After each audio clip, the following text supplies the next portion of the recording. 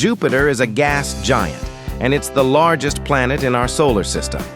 It's so big that more than 1,300 Earths could fit inside it.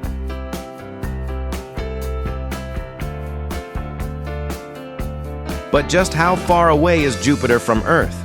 The answer isn't simple, because both planets are always moving.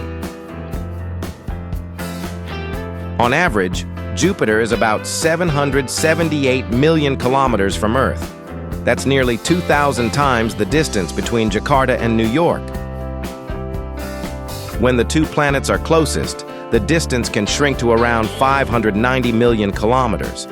But when they're on opposite sides of the Sun, it can stretch to over 960 million kilometers. If you could drive a car non-stop at 100 kilometers per hour, it would take you over 880 years to reach Jupiter. That's more than 8 centuries. Jupiter is far, really far.